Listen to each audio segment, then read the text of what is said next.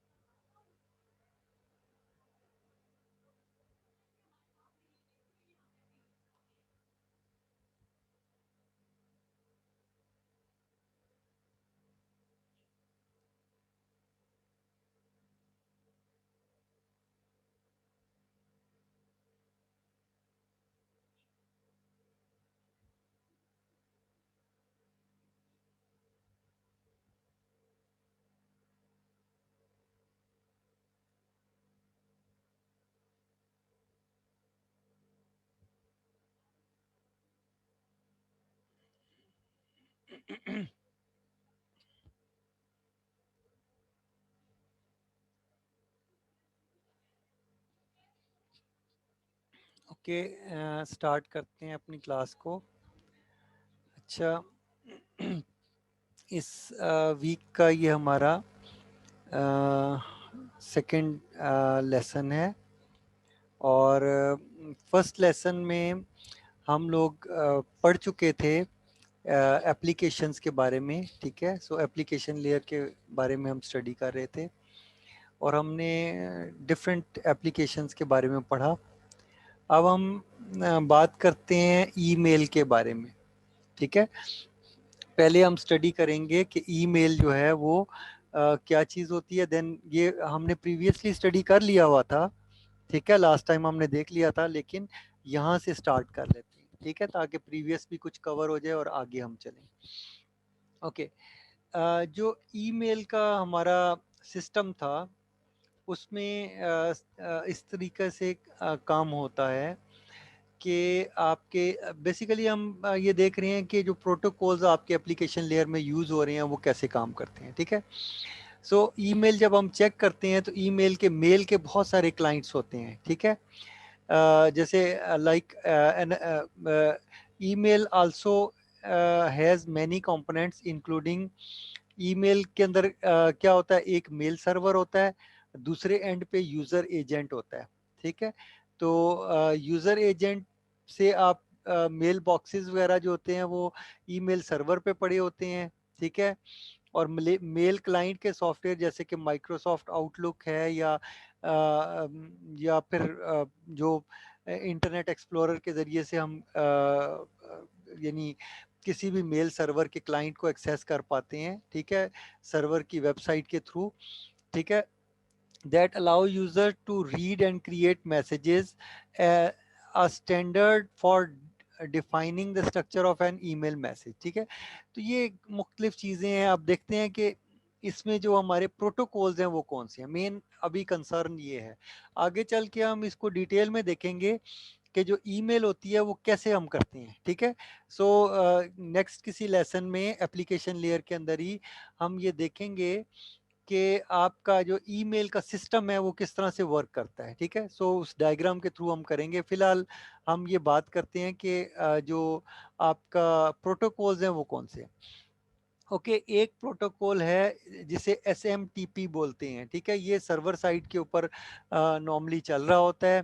ये एक ऐसा प्रोटोकॉल है जो कि मेल को सेंड करने के लिए इस्तेमाल होता है। जब भी मेल सेंड होती है यही वाला प्रोटोकॉल यूज होता है, SMTP।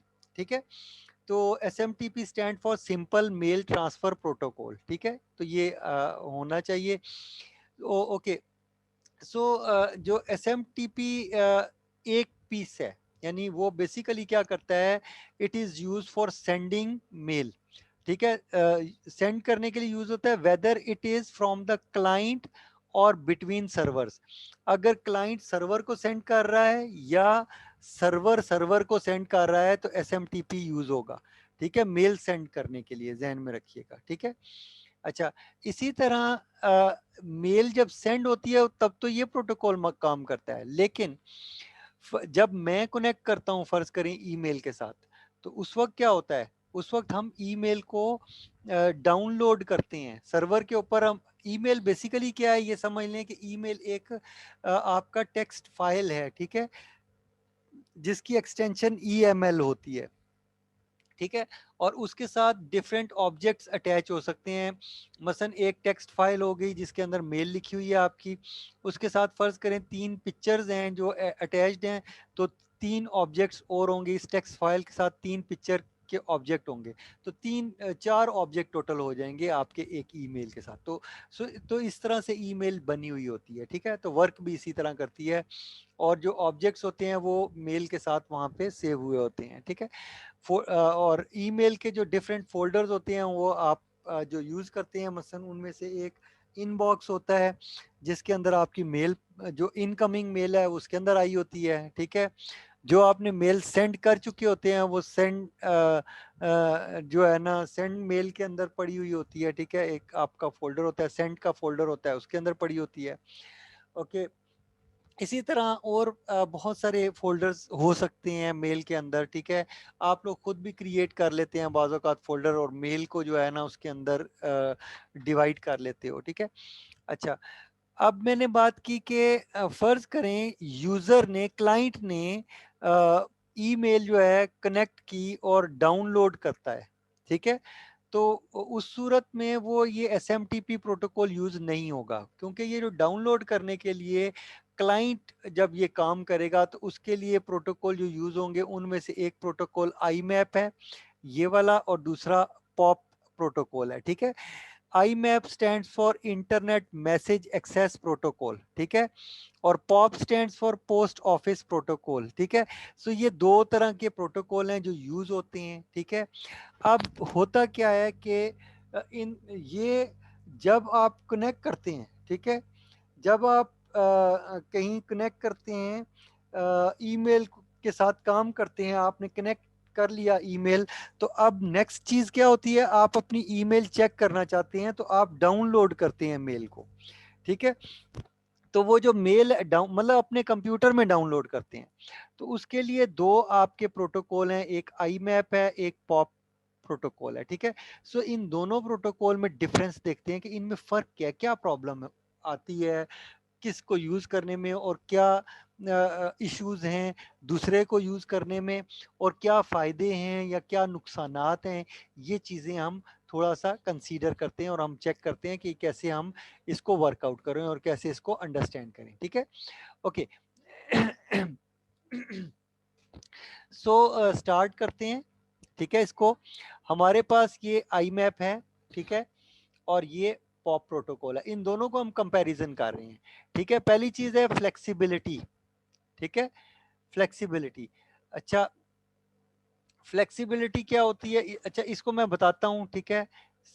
इससे पहले, ठीक है, इससे पहले मैं एक सिंपल सा करके आपको बता देता हूँ, ताकि आपको ये दोनों में एक मोटा सा डिफरेंस जो है वो समझ आ जाए, ठीक है? आईमैप में और पॉप में। अच्छा, आई ताकि आपको बिल्कुल क्लियर समझ आ जाए, ठीक है? तब आपको ये सारी बातें समझ आएंगी जो मैं बात बता रहा हूँ, ठीक है? ओके। आईमैप प्रोटोकॉल जो है वो किस तरह काम करता है, इस तरह से कि अगर अगर आपका, जब आपने आईमैप के ज़रिए से अपने लैपटॉप से, फ़र्ज़ करें, सपोज़ कर रहा हूँ, किसी भी डिवाइस से आप कनेक्ट कर सकते हैं आईमैप के ज़रिए से। आप लैपटॉप के ज़रिए से आप कनेक्ट हुए मेल सर्वर से। जब आप मेल को डाउनलोड करेंगे तो मेल की एक कॉपी डाउनलोड होगी आईमैप के केस में। क्लियर होगी बात? और जो सर्वर के ऊपर मेल पड़ी होगी वो वहीं पे रहेगी, उसको कोई फर्क नहीं पड़ेगा, ठीक है? अब दूसरी चीज के ऊपर आए, पॉप के ऊपर। अगर आप ये पोस्ट ऑफिस प्रोटोकॉल यूज कर रहे हैं तो क्या होगा, आपकी जो ईमेल है, ठीक है, जब आप अपने लैपटॉप से मेल सर्वर को कनेक्ट करेंगे और मेल को डाउनलोड करेंगे तो मेल जो है आपके कंप्यूटर में, आपके लैपटॉप में डाउनलोड हो जाएगी और सर्वर से डिलीट हो जाएगी, ठीक है? सर्वर पे वो मेल नहीं रहेगी। इसका मतलब ये है कि अब अगर आप अपने सेल फोन से कनेक्ट करेंगे तो आपको कुछ भी नहीं मिलेगा, आपको मेल नहीं मिलेगी, अनलेस के कोई नई मेल आए वो आपको मिल जाएगी, ठीक है? और जो फ़ोन पे आप डाउनलोड करेंगे वो लैपटॉप पे नहीं मिलेगी, ठीक है? और लैपटॉप या फ़ोन से अगर आपकी मेल किसी वजह से डिलीट हो गई तो वो ख़त्म होगी, वो आपको कुछ भी नहीं मिलेगा, ठीक है? ये एक सिनेरियो है, ठीक है? मैंने बस समझा दिया, अब मैं सारी बातें आपको बताता हूँ। पहला पहली बात है फ्लेक्सिबिलिटी। तो आईमैप क्या देता है और पॉप क्या देता है, ठीक है? आईमैप आपका कहता है कि डिलीट और move messages without having to download it.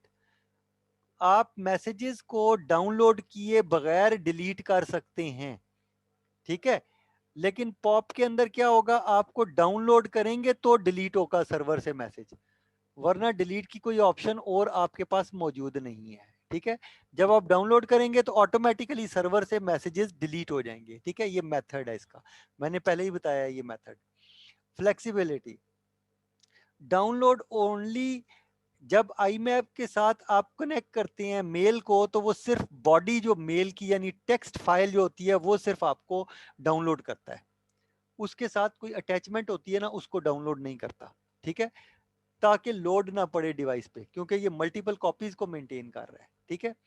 जबकि पॉप क्या करता है, पॉप जब आपका मैसेज आप सिलेक्ट डाउनलोड करते हो तो वो पूरे मैसेज को डाउनलोड कर लेता है विद अटैचमेंट्स, ठीक है, और सर्वर से डिलीट कर देता है। ये मेथड है, ठीक है। सो डिफरेंस ये क्लियर हो गया। अब बात करते हैं सिंक्रोनाइजेशन की, कि सिंक्रोनाइज कैसे करते हैं आप। सिंक्रोनाइजेशन तब होती है जब आप डाउनलोड करते हैं ना मैसेजेस, तो इसको बोलते हैं सिंक्रोनाइजेशन। तो इसका मीनिंग बताते हैं, तो जब डाउनलोड करेंगे तो क्या होगा, view messages in all folders. IMAP के जरिए से जो भी फोल्डर आप खोलें आप व्यू कर सकते हैं मैसेजेस को। अगर पोस्ट ऑफिस प्रोटोकॉल से आप कनेक्ट करेंगे तो सिर्फ आप इनबॉक्स को व्यू कर सकते हैं और किसी फोल्डर को व्यू नहीं कर सकते। सिर्फ इसी फोल्डर के अंदर जो मेल पड़ी होती है आप उसको देखते हैं, क्योंकि आप डाउनलोड करने के लिए देख रहे हैं, सेंड वगैरह का आपसे कोई ताल्लुक नहीं है, ठीक है। Okay, changes made on the web, ठीक है, and on your devices stay in sync everywhere, ठीक है। जो चेंजेस होती हैं वो आपके वेब सर के थ्रू या जहां पे भी हो वो सिंक हो जाती हैं। जी बेटे।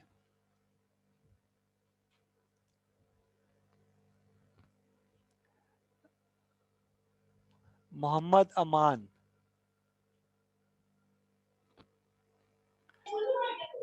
हेलो, अस्सलाम वालेकुम सर। वालेकुम सलाम।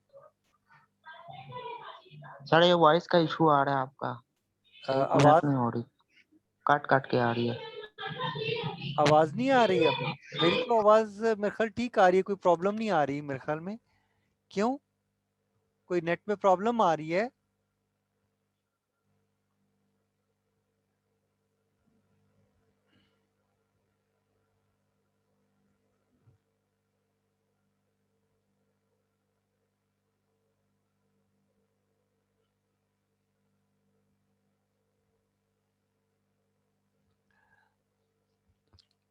ओके चलें अब उम्मीद, अच्छा जी हमजा। सर जी, आपका एरर नहीं है, ये मेरा भी यू हो रहा था, मेरा नेट का वो मसला था, इस वजह से जब नेट सेट हुआ फिर आपकी आवाज़ भी सेट हो गई थी। अच्छा अभी ठीक आ रहा ये है क्लियर है। साउंड? जी जी सर, आप बिल्कुल क्लियर है। नेट चले प्रॉब्लम अपनी थी। ठीक है। ठीक है बेटे, ठीक है, थैंक यू। अच्छा ठीक है, शाबाश बेटे। ये बाज़ इंटरनेट में ये प्रॉब्लम आती है ना, कई दफ़ा जब नेट मेरी तरफ से स्लो हो गया या आप लोगों की तरफ से स्लो हो गया तो थोड़ी बहुत आवाज़ कट जाती है, ठीक है। तो और ये मैंने आपको पता है नेटवर्क के अंदर ये चीज़ें मैंने बताई है ना, कि यहाँ पर डेटा का पहुँचना इतना इम्पोर्टेंट नहीं होता। जो प्रोटोकॉल यहाँ पे यूज़ हो रहा होता है वॉइस वाले इसके अंदर, तो वो डेटा लॉस करता है, ठीक है। क्योंकि आप मोस्टली यूडीपी यूज कर रहे होते हो ना, तो डेटा लॉस होता है यहाँ पर। ओके, सो चेंजेस मेड जो होती हैं, जब एक डिवाइस जो आप चेंज करेंगे वो तमाम डिवाइसेस के ऊपर रिफ्लेक्ट हो रही होगी, ठीक है। इस तरह से सिंक्रोनाइज होती हैं changes. Once downloaded changes can only be made on your home computer. POP POP protocol क्या करता है कि जब आप मेल डाउनलोड कर सक लेते हैं तो अब सर्वर पे तो मेल पड़ी ही नहीं हुई, अब मेल आपके कंप्यूटर में पड़ी हुई है, तो आप अपने कंप्यूटर में जो चेंज करना चाहें कर सकते हैं, ठीक है। सो आप ये मेल अब सर्वर के ऊपर मौजूद नहीं है।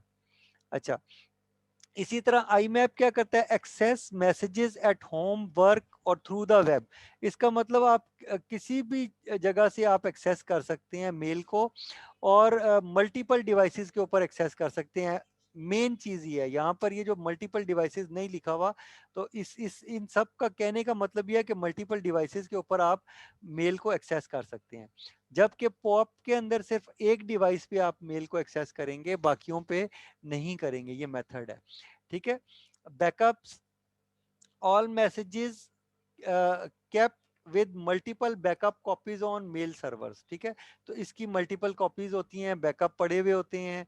इवन आपके फ़ोन वगैरह पे या मुख्तलिफ डिवाइसेस जो कनेक्टेड होती हैं उनमें भी एक एक बैकअप कॉपी पड़ी हुई होती है, ठीक है। once downloaded the messages only exist on your local computer. If it crashes the message is lost. और यही बात मैंने आपको बताई थी कि अगर आपके जो जब आपने डाउनलोड कर दिया जिस कंप्यूटर के ऊपर, उस कंप्यूटर के ऊपर से अगर मैसेजेस डिलीट हो गए तो खत्म हो जाएंगे मैसेजेस, ठीक है। ओके, और चंद वेल नोन पोर्ट्स आपको बताई हुई हैं, मसलन SMTP जो है simple mail transfer protocol port number 25 को यूज करता है, ठीक है। IMAP जो है 143 को यूज करता है, और POP3 जो है 110 पोर्ट को यूज करता है। और ये जो 3 पोर्ट्स मैंने आपको बताई हैं ये नॉन इनक्रिप्टेड पोर्ट्स हैं। इसका मतलब ये है कि इसके ऊपर कोई इंक्रिप्शन का कोई प्रोटोकॉल नहीं लगा हुआ होता, ठीक है। लेकिन अगर आप इनक्रिप्टेड कम्युनिकेशन करेंगे, जैसे SSL यूज़ करें या TLS को यूज़ करें, तो ऐसी सूरत में आपकी पोर्ट ये वाली नहीं होगी, बल्कि 25 की जगह 465 होगी, 143 की जगह 993 होगी, और 110 की जगह 995 होगी। सो ये डिफरेंस है थोड़ा सा, कि अगर सिक्योर पोर्ट यूज़ करेंगे तो ये वाली पोर्ट्स हैं, और अगर इनसिक्योर यूज़ करेंगे तो ये वाली पोर्ट्स हैं, ठीक है। यहाँ तक क्लियर है, तो आगे चलते हैं, ठीक है। तो उम्मीद है कि आपको मेल का कॉन्सेप्ट हो गया होगा, ठीक है। सो अब हम बात करते हैं एप्लीकेशन लेयर की, ठीक है। एप्लीकेशन लेयर के अंदर अब हम मज़ीद क्या चीज़ पढ़ने जा रहे हैं, ठीक है। हम पढ़ते हैं जनाब वेब एप्लीकेशन और HTTP को देखते हैं दोबारा से, और कुछ काफ़ी हद तक हम देख भी चुके हैं, बार बार इसी को ही तो डिस्कस कर रहे हैं। फिर हम कनेक्शन टाइप की बात करते हैं कि किस तरह के कनेक्शन है जो वेब के साथ बनते हैं। इसमें नॉन परसिस्टेंट है और परसिस्टेंट कनेक्शंस हैं। इन दोनों में हम डिफरेंस देखेंगे कि क्या फ़र्क है इन दोनों में, ठीक है। फिर उसके बाद हम देखेंगे कि HTTP का जो मैसेज है वो किस तरह का होता है, ठीक है। मैसेज का फॉर्मेट देखेंगे, ठीक है। ओके, सबसे पहले हम बात करते हैं जनाब वेब एप्लीकेशन और HTTP प्रोटोकॉल की बात करते हैं, ठीक है। इसको आप लोग रीड करें, ठीक है। तो 2 मिनट के बाद मैं इसको फिर डिस्कशन इसके ऊपर स्टार्ट करता हूँ, ठीक है।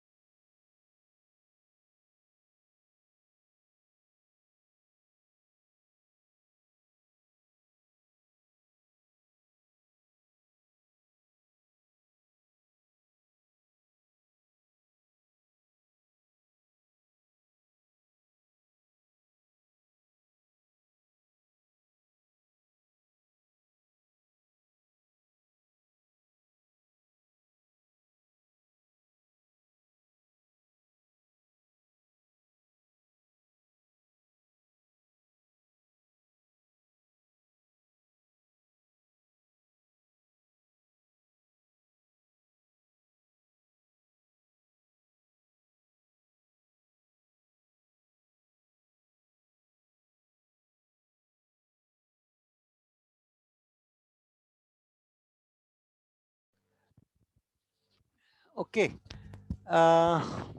उम्मीद है रीड कर लिया होगा आपने। किसने रीड कर लिया है, हैंड रेज करो। किसी ने भी नहीं किया। गुड, शाबाश। ये आप लोगों को टाइम किस चीज का दिया था मैंने? रीड करने के लिए बोला था ना, क्यों नहीं रीड किया? जल्दी से रीड करो इसको, ठीक है। जी जी रीड कर लिए। रीड कर लिया। अच्छा फिर पूछूं सवाल आपसे। जी क्वेश्चन पूछेंगे? आपने तो खाली बोला था रीडिंग करनी है। हाँ तो रीडिंग करके पूछूंगा ना, क्या पढ़ा है बीच में से। सर जी फिर सबर सही करके रीडिंग करती हूँ। अच्छा ठहरो, तुम लोगों को बताता हूँ मैं, ठीक है। अब बेटे ध्यान से देखो कि क्या है, ठीक है। Okay, web page. अब अगर अब वेब को समझो, वेब को तो आप यूज करते हो ना सारे, तो वेब को आप बड़े अच्छे तरीके से समझते हो, ठीक है। तो अब हम देखते हैं कि वेब, क्योंकि ये एप्लीकेशन है जो आप रोज यूज करते हो, ठीक है। तो आपको उसका मेथड, जो बैकग्राउंड में कैसे काम हो रहा है, ये आपको समझ आएगा अभी, ठीक है। तो क्या है कि वेब पेज जो उसके क्या होता है कि web web page also called a document consist of objects, ठीक है। किसी भी एक वेब पेज के ऊपर बहुत सारे ऑब्जेक्ट्स हो सकते हैं, मसलन और ऑब्जेक्ट क्या होंगे, an object is simply a file, ठीक है। कोई फाइल हो सकती है ऑब्जेक्ट, मसलन HTML की जो फाइल होगी वो एक ऑब्जेक्ट होगा, ठीक है। इसी तरह जेपीजी की या इमेज की कोई फाइल होगी तो वो एक ऑब्जेक्ट होगा। इसी तरह जावा की अगर कोई प्रोग्राम की फाइल होगी, जैसे एप्लेट होती है, तो वो एक आपकी फाइल होगी, ठीक है। इसी तरह वीडियो क्लिप होगा तो उसकी एक फाइल होगी, ठीक है। सो इसका, और ये एग्जांपल्स हैं, याद रखिए, ऐसे बहुत सारी चीजें हो सकती हैं। और इंटरनेट जो है इन चीजों को समझता है, ठीक है। मसलन अगर आप किसी फाइल को रीनेम कर देंगे तो इसका ये मतलब हरगिज नहीं है कि इंटरनेट को ये नहीं पता चलेगा ये कौन सी फाइल है। मसलन फर्ज करो वो वीडियो की फाइल है, उसकी एक्सटेंशन थी MP4, ठीक है। आपने उसकी एक्सटेंशन कर दी TXT। तो आप क्या समझते हैं कि कंप्यूटर को, इंटरनेट को या नेटवर्क को ये नहीं पता चलेगा कि ये कौन सी फाइल है? नेटवर्क को पता चल जाएगा। कैसे पता चलेगा? कोई बच्चा बता सकता है? हैंड रेज करो, कोई गैस मारो, चलो मैं देखता हूं कि किसको पता है, ठीक है। इंटरनेट को ये पता चल जाएगा, ये कंफर्म है, ये मैं आपको कंफर्म कर रहा हूं। अच्छा जी। Yes sir. देखो बेटे, मसलन एक फाइल है, वीडियो फाइल है, आपने उसकी उसकी एक्सटेंशन थी MP4, तो वीडियो थी ना, आपने उसको यस सर। TXT कर दिया, एक्सटेंशन उसकी कर दी TXT। अब वो क्या फाइल बन गई? टेक्स्ट फाइल बन गई। Yes sir. अब जब मैं सर जी कह वो रहा हूँ, हम्म, एरर देगी सर जी, तो एक्सटेंशन जब चेंज करो वीडियो टेक्स्ट में तो नहीं हो सकती सर जी। तो आप कन्वर्ट कर दें, आपके एक्सटेंशन चेंज कर दो, तो क्या नहीं चेंज करेगा? रीनेम कर देगा ना फाइल को। रीनेम कर देगा पर एक्सटेंशन नहीं चेंज होगी सर जी। एक्सटेंशन चेंज हो जाएगी। हो आप, जाएगी। हाँ, एक्सटेंशन को आप शो करवाओ, और एक्सटेंशन वहां पे लिखी होगी MP4, आप उसको हटा के आप TXT कर दो। अब एक्सटेंशन क्या हो जाएगी? TXT। तो फाइल तो टेक्स्ट फाइल नहीं है ना, बात समझ रहे हो? Yes sir. कैसे पता चलेगा कि टेक्स्ट फाइल नहीं है? सर जी क्योंकि उसकी जो एक्सटेंशन पहले थी वो M4 थी और बाद में। नहीं, यही तो मैं कह रहा हूँ, एक्सटेंशन से ये नहीं पता चलता कि फाइल को की टाइप क्या है। समझ आई? Yes sir. बेटे जब फाइल क्रिएट होती है ना, तो फाइल के अंदर, जैसे आपकी इंटरनेट के ऊपर इंफॉर्मेशन साथ जाती है ना डेटा के, जब फाइल आप यस सर। क्रिएट करते हो ना, तो फाइल क्रिएट होने के साथ उसके अंदर एक इंफॉर्मेशन सेव हो जाती है, जिसे डिजिटल सिग्नेचर बोलते हो आप, ठीक है। उस डिजिटल यस सर। सिग्नेचर की, जो फाइल की डिजिटल सिग्नेचर होते हैं ना, उसके अंदर ये लिखा हुआ होता है कि ये फाइल कौन सी है, ठीक है। तो जब आप डेटा यस को सर। सेंड करते हो इंटरनेट के थ्रू, तो इंटरनेट उस फाइल के कंटेंट को रीड करता है और उस डिजिटल सिग्नेचर को पढ़ता है कि किस टाइप की फाइल है। वो एक्सटेंशन को नहीं देखता, वो उस फाइल की टाइप को देखता है। फर्ज करें आपने क्या किया हुआ है, इंटरनेट के ऊपर आपने ब्लॉक किया हुआ है कि वीडियो की फाइल डाउनलोड नहीं हो सकती, तो अगर आप डाउनलोड करेंगे तो वो डाउनलोड नहीं होगी, बेशक आप उसको टेक्स्ट फाइल करके सेंड करने की कोशिश करें, नहीं होगी। समझ गए? Yes sir. सो ये इसका मीनिंग ये है, ठीक है। बात समझ रहे हैं कि और इस ये जो जो इंटरनल फाइल की जो टाइप होती है उसको क्या बोलते हैं पता है? उसको बोलते हैं mime types, MIME, mime types, ठीक है। यस अक्सर सर। अक्सर कभी नेट पे या इधर उधर किसी डॉक्यूमेंट में लिखा हुआ होगा माइम टाइप्स। तो what are MIME types? MIME types ये होती हैं कि फाइल के अंदर फाइल की टाइप होती है, और वो इंटरनल होती है, उसका एक्सटेंशन से कोई ताल्लुक नहीं होता, उसका फाइल की जो इंटरनल सिग्नेचर होते हैं उससे उसका ताल्लुक होता है, और उसके अंदर लिखा हुआ होता है फाइल किस तरह की है, क्या टेक्स्ट है, क्या आपकी रॉ टाइप की फाइल है, यानी आपकी ऑडियो है, वीडियो है, इमेज है, क्या फाइल है, ठीक है। तो उसके अंदर ये लिखा हुआ होता है। तो अगर आप बेशक रीनेम भी कर देंगे फर्क कोई नहीं पड़ेगा।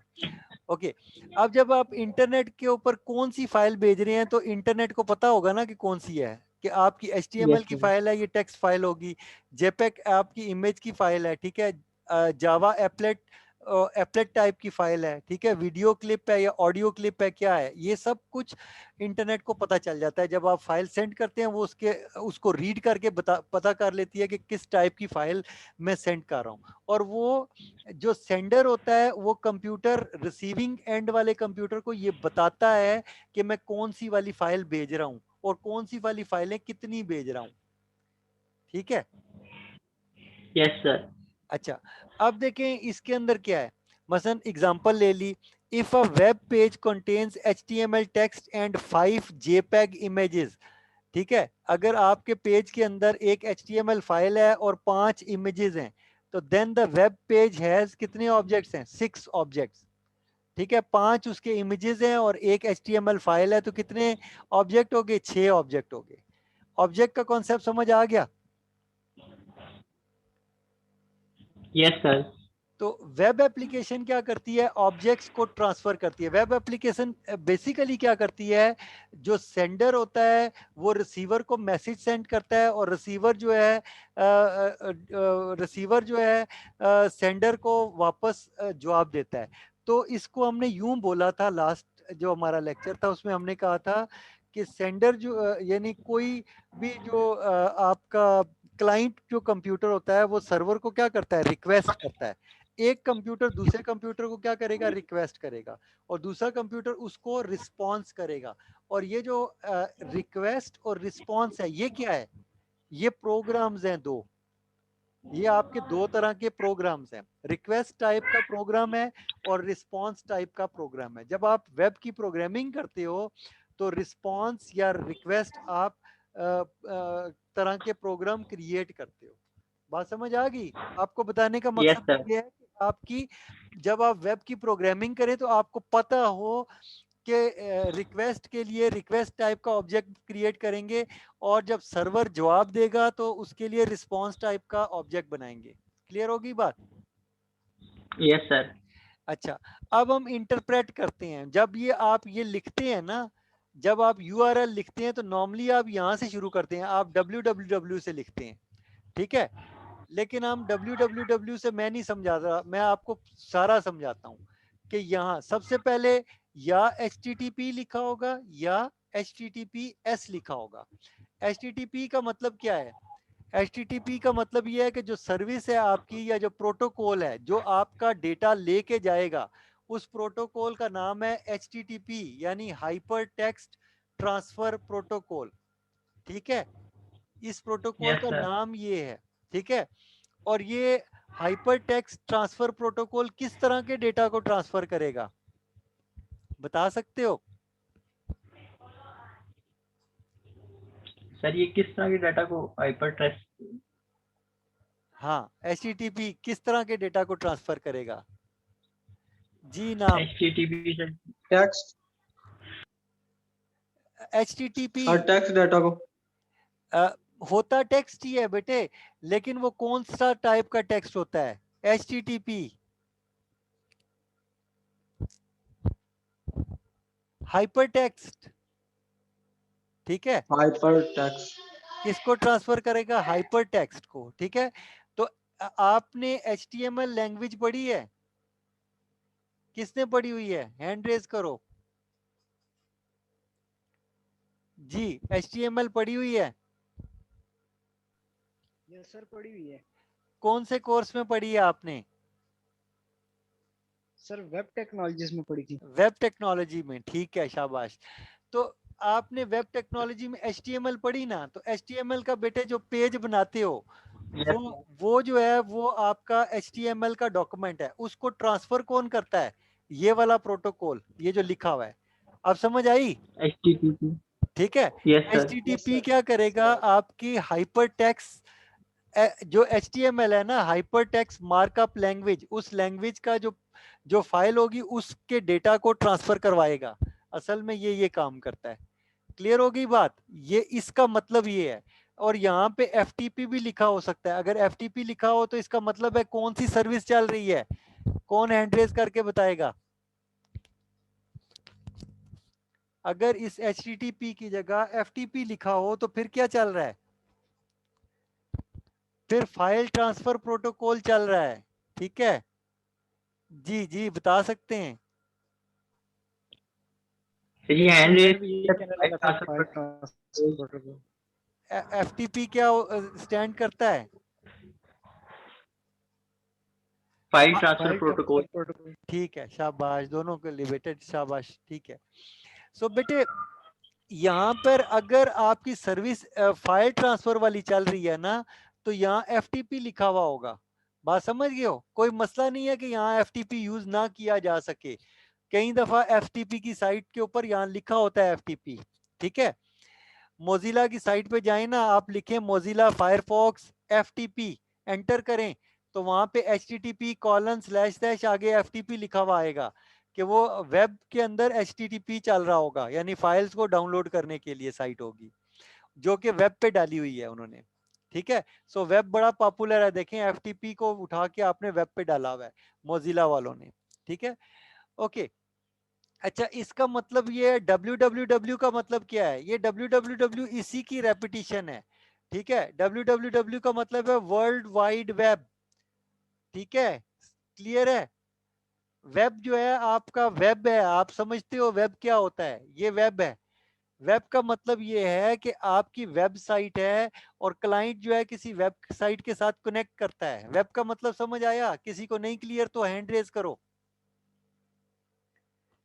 वेब का मतलब ये है कि क्लाइंट्स जो हैं वेबसाइट के साथ कनेक्ट करेंगे। वेब का मतलब ये है, वेब में वेबसाइट्स होती हैं जिनके साथ क्लाइंट कनेक्ट करते हैं, दिस इज कॉल्ड वेब। सारी दुनिया में वेब फैला हुआ है। ठीक है, और वेब इंटरनेट की मोस्ट पॉपुलर टेक्नोलॉजी है, मैंने बताया हुआ है आपको। ओके, उसके आगे ये जो चीज है ये क्या है, ये रिप्रेजेंट कर रहा है कंप्यूटर को। BIIT.edu एक कंप्यूटर का नाम है। ठीक है, ये एक ऐसा कंप्यूटर है जिसके ऊपर एक वेबसाइट पड़ी हुई है। यानी आप इस कंप्यूटर को एक्सेस कर रहे हो वेब सर्वर को एक्सेस करने के लिए। ये एक वेब सर्वर है, आप इसको एक्सेस करते हो और फिर आप उसको बताते हो इस वेब सर्वर के अंदर इस पाथ पे, इस जगह पे, ये जो चीज है /some डिपार्टमेंट, ये लंबा पाथ भी हो सकता था, लेकिन इस पाथ पे के अंदर, इस फोल्डर के अंदर क्या पड़ा हुआ है, यानी ये पाथ है आपका और इसके अंदर एक ऑब्जेक्ट पड़ा हुआ है ये वाला।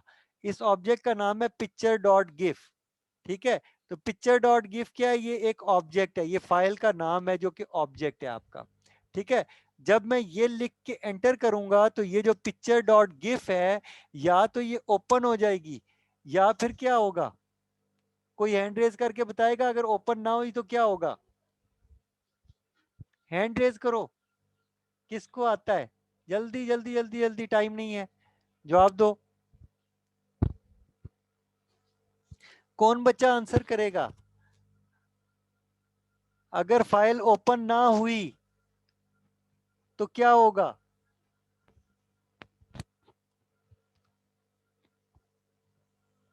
कोई तो हैंड रेज करो।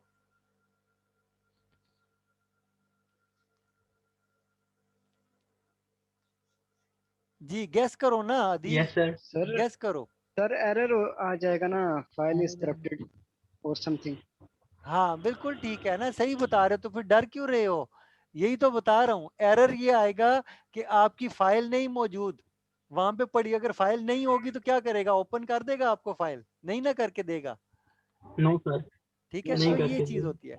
तो मकसद ये है कि अगर या तो ये फाइल ओपन हो जाएगी या क्या होगा, या आपको एरर डिस्प्ले हो जाएगा स्क्रीन पे। कुछ ना कुछ तो सर्वर आपको देगा ना, या एरर देगा या फाइल देगा। ठीक है, क्लियर होगी बात। यस। अच्छा आगे चलते हैं जनाब। अब आपको ये कॉन्सेप्ट समझ आ गया कि ये कैसे फाइल ट्रांसफर होती है, तो उम्मीद है ये आपको सारा कॉन्सेप्ट क्लियर हो गया होगा। नाउ द हाइपरटेक्स्ट जो प्रोटोकॉल है उसकी वर्किंग मैंने आपको यहाँ पर बताई, ठीक है। और जो है आपका इंटरनेट एक्सप्लोरर, ठीक है, या आजकल इसको क्या बोलते हैं, एज बोलते हैं, ठीक है। माइक्रोसॉफ्ट ने इंटरनेट एक्सप्लोरर की जगह एज यानी का सॉफ्टवेयर दे दिया है, ठीक है। तो एज जो है वो चलता है अब माइक्रोसॉफ्ट का। फायरफॉक्स जो है मोजिला वर्ल्ड कंपनी का एक प्रोडक्ट है, इसी तरह क्रोम एक प्रोडक्ट है आपका, ठीक है। तो दूसरी तरफ वेब सर्वर चल रहा होता है, ये क्लाइंट है और दूसरी तरफ सर्वर चल रहे होते हैं। तो क्लाइंट जो है वो क्या करता है, सर्वर से रिक्वेस्ट करता है, और सर्वर्स में इंटरनेट इंफॉर्मेशन, माइक्रोसॉफ्ट का इंटरनेट इंफॉर्मेशन सर्वर वर्जन 10 जो है लेटेस्ट है इसका। उसके अलावा लिनक्स या यूनिक्स के ऊपर अपाची का सर्वर चलता है, और ये सर्वर जो है वर्जन 2.4 इसका आमतौर पे इस वक्त चल रहा है, ठीक है। इसके बाद भी वर्जन है, कुछ वर्जन जो है अभी मेच्योर नहीं होते, तो ये मेच्योर वर्जन है आपका, ठीक है। तो आगे चलते हैं, ठीक है। सो सर्वर जो है वो आपका वेब सर्वर जो अगर पड़ा होगा तो ये सर्वर इंस्टॉल्ड होगा, या ये वाला सर्वर इंस्टॉल्ड होगा। माइक्रोसॉफ्ट इस सर्वर को यूज करता है, internet Microsoft internet information server, ठीक है। और जो लेटेस्ट वर्जन है उसका क्या है, 10 वर्जन है, ठीक है। When a user requests a web page, जब यूजर एक पेज की रिक्वेस्ट करता है, clicks on hyperlink, the browser sends HTTP request message for the object in the page to the server, ठीक है। तो जब क्लाइंट जो है रिक्वेस्ट करता है by clicking on a link, ठीक है, तो क्या होती है, एक रिक्वेस्ट जो है सर्वर को जाती है। तो सर्वर को जब रिक्वेस्ट जाती है तो सर्वर उस फाइल अगर कोई मांगी है तो उस फाइल को रिटर्न करेगा इन रिस्पॉन्स। सो वो क्या करेगा, एक प्रोग्राम होगा जिसको रिस्पॉन्स बोलते हैं, उसके अंदर उस फाइल को क्लाइंट को रिटर्न कर देगा, ठीक है। The server receives the request and response with HTTP response message. तो इसका मतलब है दो तरह के प्रोग्राम है, एक रिक्वेस्ट प्रोग्राम है, एक रिस्पॉन्स प्रोग्राम है, ठीक है। इन दोनों तरह के प्रोग्राम को हमने आगे चल के समझना है, ठीक है, और डिटेल में देखना है, पानी ओके, भाई प्लान। ठीक है। अच्छा, HTTP uses TCP as its underline protocol, ठीक है। तो TCP क्या करता है, TCP को HTTP TCP को यूज करता है एज प्रोटो यानी एज ट्रांसपोर्ट लेयर प्रोटोकॉल, और UDP को यूज नहीं करता। इसका मतलब वो कनेक्शन बनाता है ना, तो वो किस तरह के कनेक्शन बनाएगा, दो तरह के कनेक्शन है, ठीक है। क्लियर होगी बात। अब इन दोनों तरह के कनेक्शन को मैं आपको समझाता